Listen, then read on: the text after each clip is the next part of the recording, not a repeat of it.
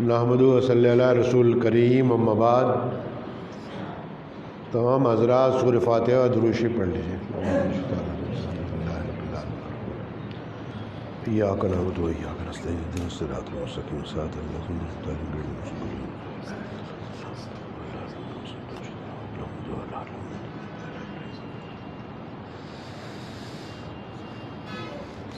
ہزاروں سال نرگس اپنی بے نوری پہ روتی ہے،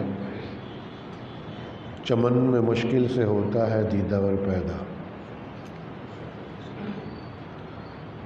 اللہ کے فضل و کرم سے پچھلے 3 جمعوں سے حضرت عمر فاروق رضی اللہ عنہ کے حالات آپ کے سامنے بفضل باری تعالیٰ بیان کیے۔ اصل تو حضرت ابوبکر صدیق سے شروع کرنا تھا، لیکن کیونکہ محرم کا مہینہ تھا اور حضرت عمر فاروق رضی اللہ عنہ کی شہادت کیونکہ اس مہینے میں ہوئی تھی، تو اس وجہ سے حضرت عمر رضی اللہ عنہ کے حالات بیان کرنے شروع کر دیے۔ لیکن ترتیب یہی تھی کہ حضرت ابوبکر صدیق کے پہلے بیان کیے جاتے، پھر حضرت عمر فاروق رضی اللہ عنہ کے بیان کیے جاتے۔ انشاءاللہ پھر دوبارہ سے کوشش کی جائے گی کہ حضرت ابوبکر صدیق، پھر حضرت عمر فاروق رضی اللہ عنہ اور چاروں خلیفہ راشدین کے ترتیب کے ساتھ بفضل باری تعالیٰ حالات بیان کیے جائیں، تاکہ قوم کو پتہ یہ لگے کہ ہمارے اکابرین نے، ہمارے بزرگوں نے کس طریقے سے زندگی گزاری ہے اور کس جرأت کے ساتھ کلمہ اسلام کو پوری دنیا کے اندر پھیلانے کے لیے اپنی جانوں کا نذرانہ اللہ کے راستے میں پیش کر دیا اور اپنی جان کی پرواہ نہیں کی۔ تو یہ وہ لوگ تھے جو دنیا میں صرف پیدا اسی کام ہے۔ ایک آدمی دنیا میں پیدا ہوتا ہے نا روٹی کھانے کے لیے، ایک آدمی پیدا ہونے کے بعد دنیا میں یہ سوچتا ہے کہ میں ایک فیکٹری بنا لوں گا۔ ایک آدمی کی ذہنیت ہوتی ہے کہ میں بڑا ہوں گا تو 2-4 مکان بناؤں گا۔ ایک آدمی کی ذہنیت یہ ہوتی ہے کہ میرے پاس دولت آ جائے تو میں 4 بیویاں رکھوں گا۔ ایک آدمی کی یہ ذہنیت ہوتی ہے کہ یار میرے 12 بچے ہوں، لڑکے ہوں گے، لڑکیاں ہوں گی تو میں اس طریقے سے عیش کروں گا۔ لیکن ایک آدمی کی ذہنیت ہوتی ہے کہ اگر میرے پاس روپیہ ہو جائے تو ایک میں اسٹیٹ بنا لوں گا، اس اسٹیٹ کے اندر میرے جناب ملازم ہوں گے، باندیاں ہوں گی، یہ ہوگا اور وہ ہوگا، اور میرے آگے پیچھے لوگ گھومنے والے ہوں گے۔ ہر آدمی کی خواہش ہوتی ہے بچپن سے، جو آدمی بڑا ہوتا ہے اس کی خواہش ہوتی ہے کہ میں بڑا ہونے کے بعد یہ کروں گا، وہ کروں گا، اس کے منصوبے ہوتے ہیں، اس کے پلان ہوتے ہیں۔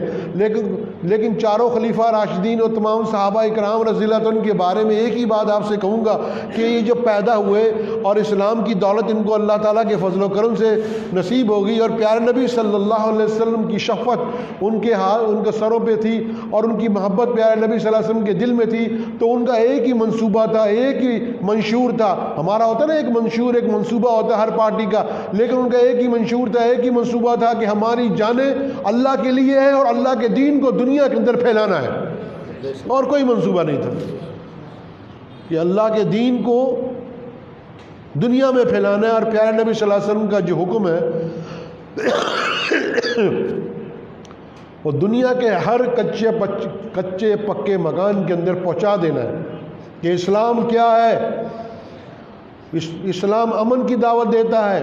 اب دیکھیے نا کس طریقے ساتھ دعوت دی ہے، پوری دنیا کے بڑے بڑے بادشاہوں کو اسلام کی دعوت دی ہے کہ اسلام قبول کر لو، نہیں قبول کرتے تو جزیہ ادا کرو، نہیں کرتے تو دیکھو ہمارے گھوڑوں کی ٹاپیں جو ہے، ہمارے گھوڑے جو ہے تمہاری سرزمین پہ ہوں گے۔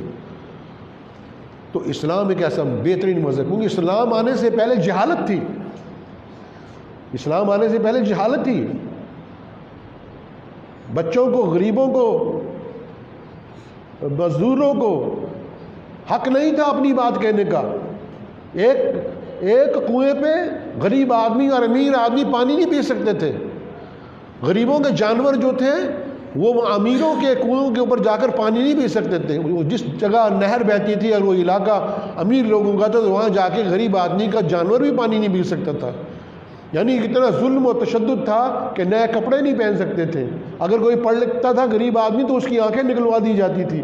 لیکن پیارے نبی حضرت محمد مصطفیٰ صلی اللہ علیہ وسلم جو دنیا میں آئے، اس سے پہلے بہت سے لوگ آئے، بہت سے آئے چلے گئے، ہر نے اپنے دور کے اندر کام کیا اور وہ اسی جگہ ختم ہو گیا، آگے نہیں بڑھ سکا۔ لیکن پیارے نبی صلی اللہ علیہ وسلم نے جب دنیا تشریف لائے، ایسا انقلاب برپا کر دیا پوری دنیا میں کہ پوری دنیا کے ہر حصے میں کلمہ اسلام کی دعوت جو تھی بفضل باری تعالیٰ صحابہ اکرام رضی اللہ تعالیٰ نے اللہ کی طاقت سے گھوڑوں کی ٹاپ ان کی جہاں جہاں جاتی تھی، جہاں جہاں تک آواز گونجتی تھی اللہ اکبر کی، وہاں اسلام کا جھنڈا انہوں نے لہرا دیا اللہ کی طاقت سے۔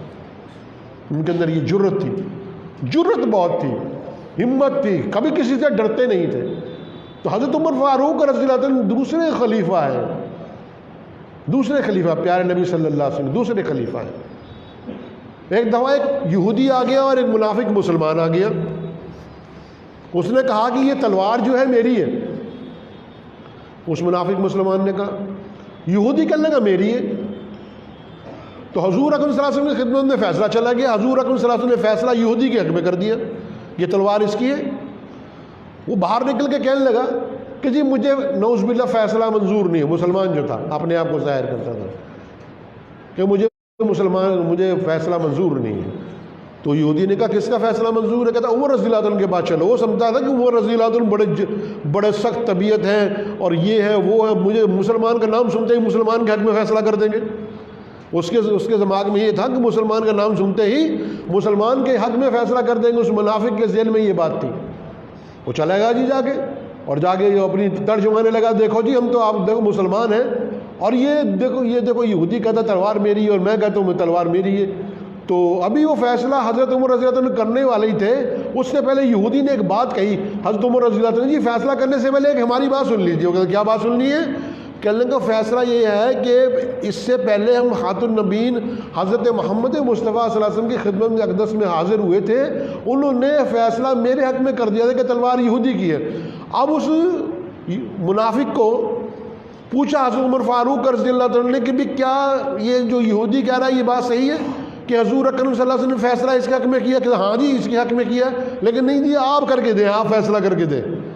نعوذ باللہ اس نے یہ سمجھا، اس نے سمجھا کہ عمر جو ہے وہ تو بڑے جلالی آدمی ہے، یہ تو 1 منٹ کے اندر ہم مسلمانوں کے حق میں فیصلہ کر دیں گے۔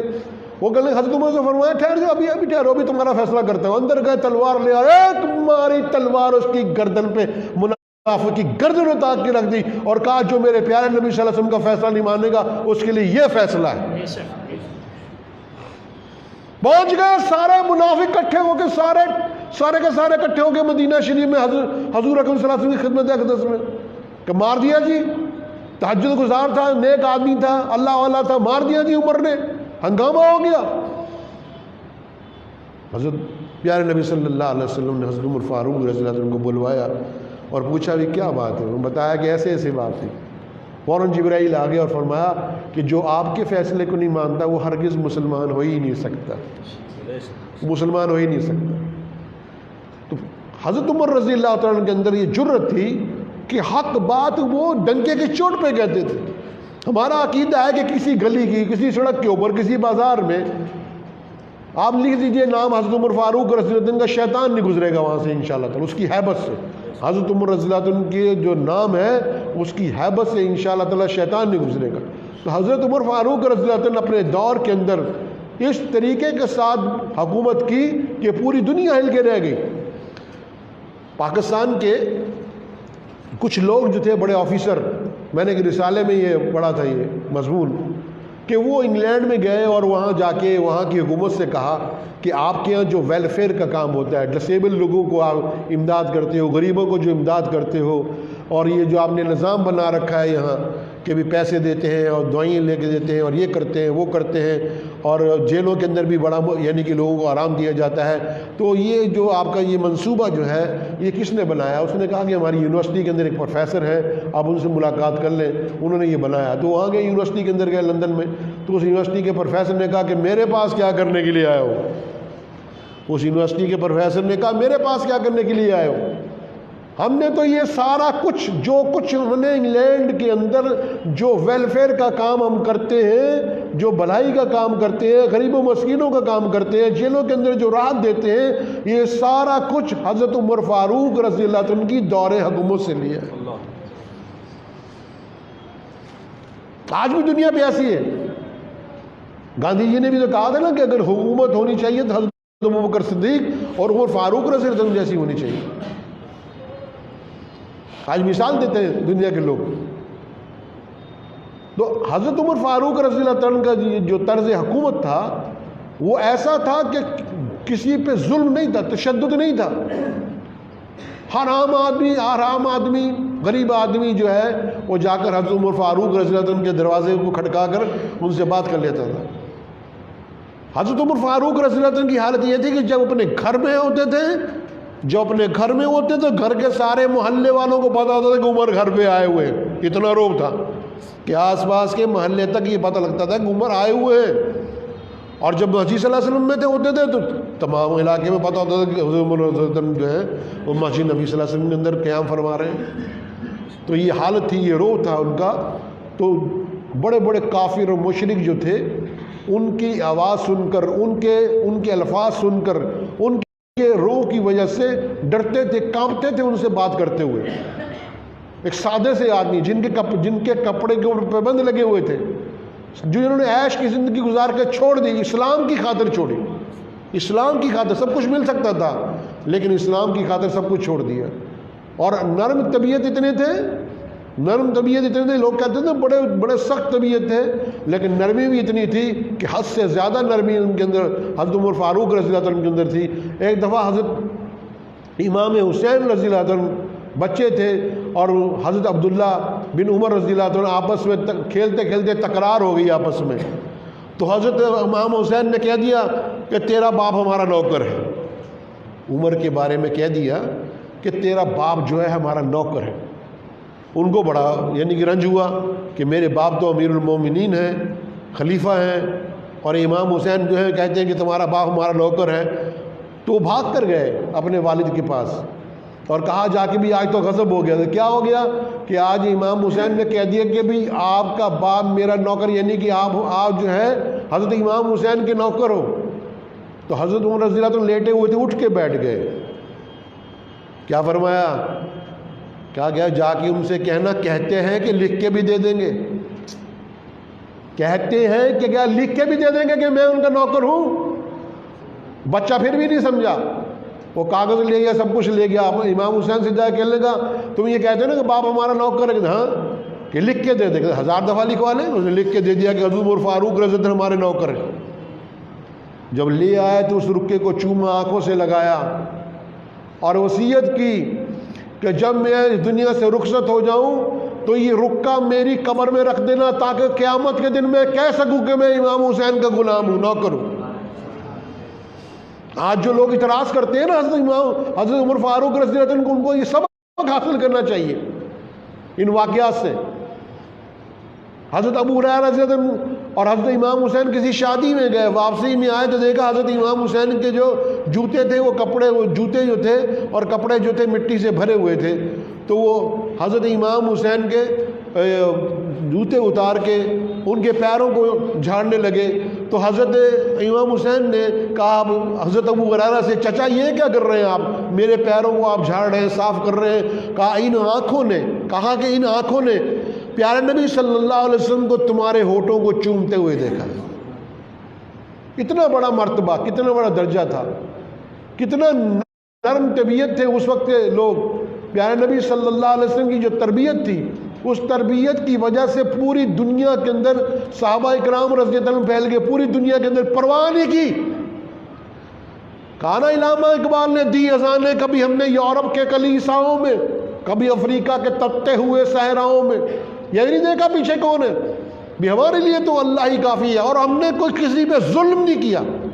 اسلام ایک ایسا مذہب ہے، حکم دیتا ہے کہ اگر کسی علاقے کو فتح کرو، کسی عورت پہ، کسی بچے پہ ہاتھ نہیں ڈالنا، کسی کا مکان نہیں جلانا، کسی کو تنگ نہیں کرنا. اگر کوئی ہتھیار ڈال دے تو اس کو امن دینا ہے، اگر کوئی معافی مانگ لے تو اس کو معاف کر دینا ہے.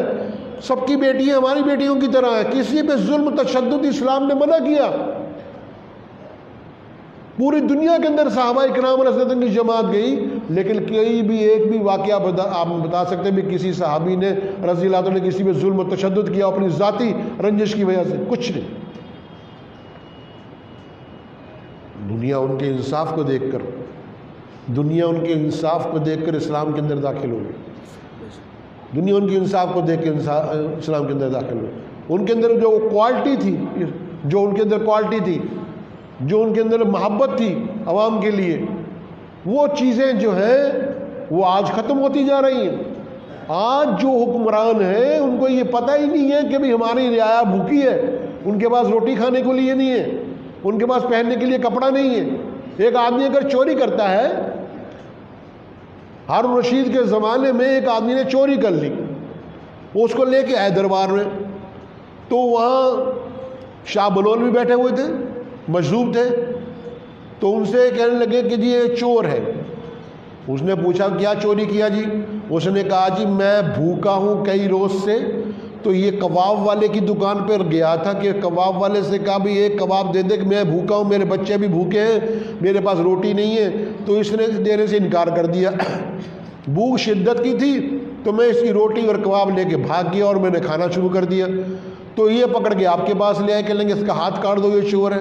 تو شاہ بلول نے کیا کہا کہ یہ چور نہیں ہے، ایک ہوتا ہے چور جو چوری کرنے کے ارادے سے آتا ہے، ایک ہوتا ہے مجبور جو مجبوری کی وجہ سے اپنے بچوں کے پیٹ کو پالنے کے لیے تو جا کر کسی کے گھر میں جا کے کوئی سامان چوری کرتا ہے، وہ چور نہیں ہے۔ چور وہ ہے جو باقاعدہ پلاننگ بنا کے چوری کرنے کے لیے آتا ہے، اور اس کا قصوروار بادشاہ ہے، امیر ہے، جس کی رعایا بھوکی ہو اور اس کو علم نہ ہو کہ میری رعایا بھوکی ہے۔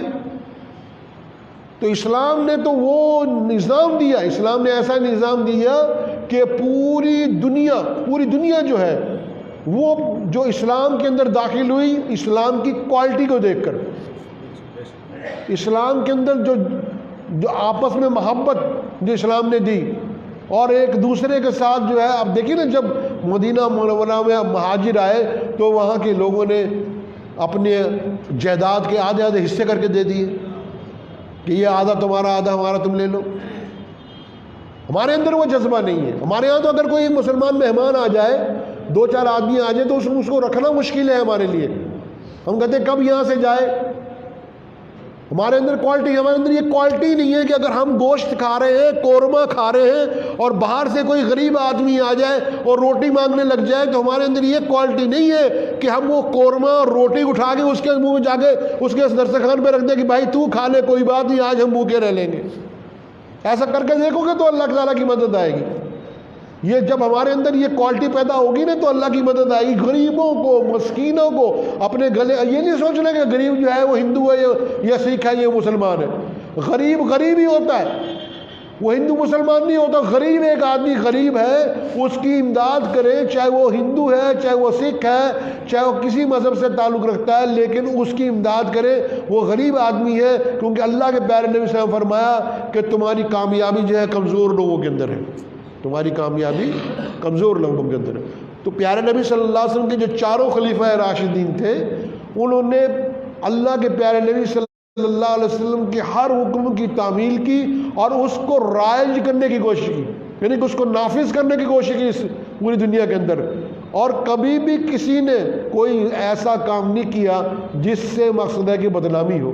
سب نے اللہ کی رضا کے لیے اپنا کام، خود بھوکے رہ گئے، اپنے پیٹوں کے اوپر پتھر باندھ لیے، کپڑے پھٹے ہوئے پہن لیے، اور اپنے آپ کو مٹا کے رکھ دیا ہے نا علامہ اقبال نے کہ مٹا دے اپنی ہستی اگر کچھ مرتبہ چاہیے، کہ دانہ خاک میں مل کر گل و گلزار ہوتا ہے۔ اپنے آپ کو مٹا کے رکھ دیا۔ جب انہوں نے اپنے آپ کو مٹا کے رکھ دیا، آج بھی دیکھیے کہ جنہوں نے امام حسین کو شہید کیا تھا ان کا نام ہے دنیا میں؟ آج ہے کوئی نام ان کا دنیا کے اندر؟ حضرت امام حسین جو ہے ان کو شہید ہوئے کہ وہ 1300 سال گزر گئے، ہے ان کا نام کسی کا؟ 1350 سال گزر گئے۔ حضرت امام حسین کا جو مشن تھا وہ اتنا زبردست تھا کہ وہ رہتی دنیا تک بتا دیا کہ ہم ظالم کے آگے سر نہیں جھکائیں گے۔ یہ سبق حاصل کیا۔ گاندھی نے بات کہی، گاندھی کا مضمون پڑھا، اس میں لکھا ہوا تھا اس نے کہ ہم نے جب ملک آزاد کرانے کی تحریک چلائی تو ہم سوچتے تھے کہ انگریز سے کیسے مقابلہ کریں گے، اتنی بڑی طاقت ہے انگریز، ہم کیسے مقابلہ کریں گے؟ کہتے ہیں جب ہم نے امام حسین رضی اللہ عنہ کے حالات پڑھے تو دل میں طاقت پیدا ہوگی کہ وہ تنہا تھے اور ان کے بچے تھے، بیوی تھے، تو وہ جو ہے ظالم کے سامنے ڈٹ گئے اور سر نہیں جھکایا۔ ہم کو ان کی قربانی سے سبق حاصل ملا کہ ہم بھی ان کے ساتھ لڑ سکتے ہیں، ظالموں کے ساتھ۔ تو ظالم کے ساتھ لڑنا، امام حسین رضی اللہ عنہ آج بھی پوری دنیا میں جہاں جہاں بھی ظلم ہوتا ہے اور جو لوگ ظلم کے خلاف لڑتے ہیں تو سمجھو کہ وہ امام حسین کے اس مشن کے اوپر کام کر رہے ہیں جس مشن کے خاطر امام حسین رضی اللہ عنہ نے شہادت حاصل کی، آج بھی پوری دنیا کے اندر۔ تو وقت ہو گیا، دعا کیجئے کہ اللہ تعالیٰ مجھے اور آپ سب کو اس کے اوپر عمل کرنے کی توفیق عطا فرمائے۔ پوری دنیا کا جو یہودی ہے نا وہ اس وقت پریشان ہے، وہ پوری دنیا کے 60 لاکھ یہودی بیٹھے ہوئے ہیں، دماغ لگائے ہوئے ہیں کہ مسلمانوں کو کس طرح پوری دنیا کے اندر ختم کیا جائے، ڈاؤن کر دیا جائے۔ تو ابھی اسپین کے اندر ایک میوزیم ہے، جہاں مورتیاں وغیرہ یا سامان رکھا جاتا ہے عجائب گھر میں۔ تو اس میوزیم میں بھائی توجہ سن لیجیے بات، اس میوزیم میں ایک مصلی دکھایا گیا، اس مصلی پہ ایک مسلمان کو نماز پڑھتے ہوئے دکھایا گیا، اس کے آگے قرآن رکھا ہوا ہے، اور اس کی پیٹھ کے اوپر ایک عیسائی کو کھڑے ہوئے دکھایا گیا جو مسلمان کی پیٹھ پہ کھڑا ہے۔ پھر اس کی پیٹھ کے اوپر ایک یہودی کو دکھایا گیا کہ یہودی جو ہے وہ عیسائی کی پیٹھ پہ کھڑا ہے۔ بتانا یہ چاہتے تھے کہ پوری دنیا کے اندر اس وقت جو طاقتور ہے وہ یہودی ہے کہ جس نے مسلمان کو بھی عیسائی کو نیچے لگا رکھا اور یہودی اوپر بیٹھا ہوا ہے، اور یہ وہاں ایک مورتی بنی ہوئی ہے اس میوزیم میں، اس میں یہ بنا ہوا ہے۔ اتفاق سے کوئی پرانا یہودی وہاں آیا، اس کی نظر پڑی، اس نے کہا فوراً اس کو بلاؤ جو اس یہاں کا انچارج ہے۔